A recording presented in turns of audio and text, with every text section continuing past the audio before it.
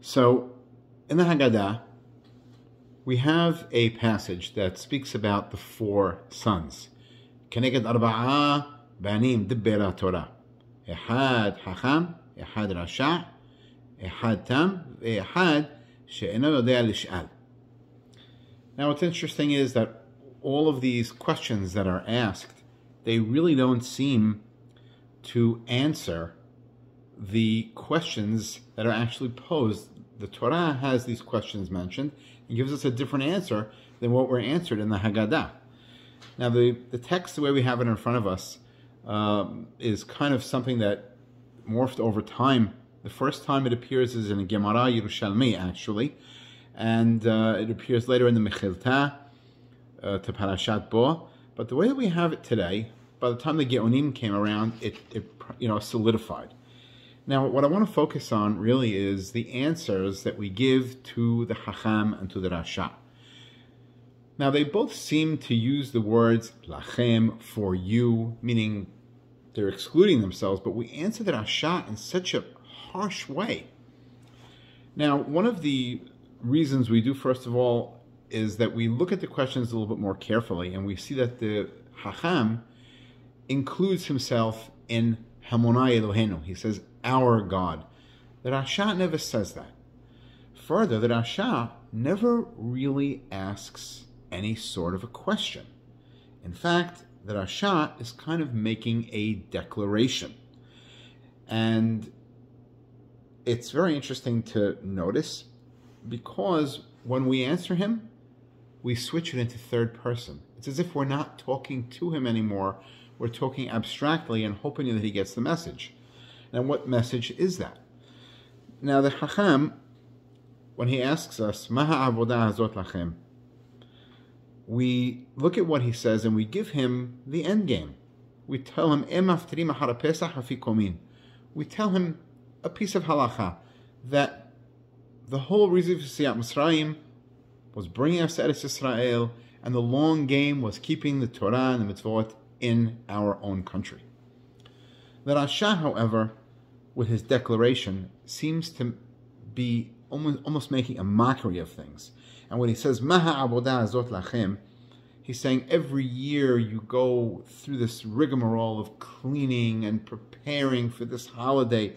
Why are we doing that? Why are you bothering? It's such nonsense. In other words, he's not really looking for an answer to any question that he has. He's all worked it out. He's got it down. And it's not that we're discouraging asking questions. In fact, in Judaism, we encourage inquisitiveness. But what is this Rasha doing?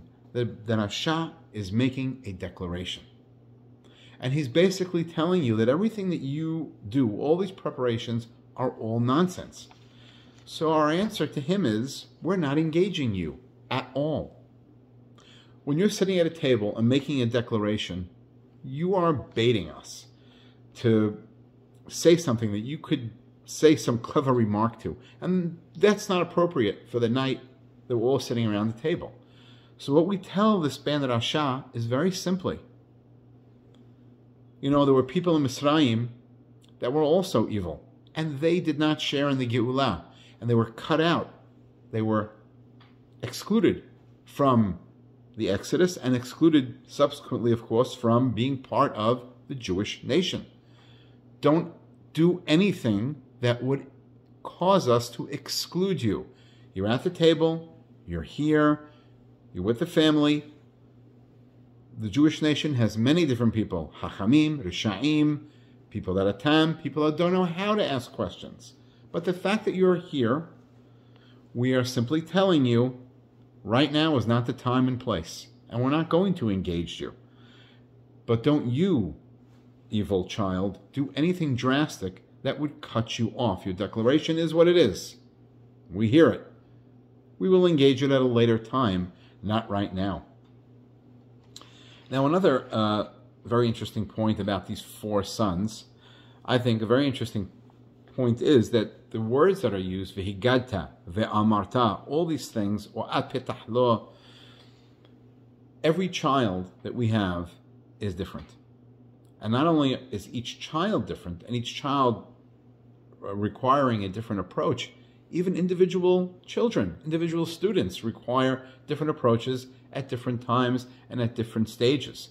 In order to be parents, in order to be educators, in order to be leaders, we have to be totally adaptive all the time and know how to deal with situations that come up, and to the end of bringing people closer, never pushing them away, and always having them around the table. Because, of course, we have the 4 sons, and that 5th son, who's not even at the table, cannot ever be addressed. He's gone. So we have to look at the children at the table, at our students, and we have to deal with them, each one in his own way. And this is what the Haggadah is saying. This night, that we have the obligation of V'higata lebincha, to tell your children about Yetziat Mitzrayim and to pass on that legacy, we have to be careful how we do it and address each child in his own way to make that message lasting and effective.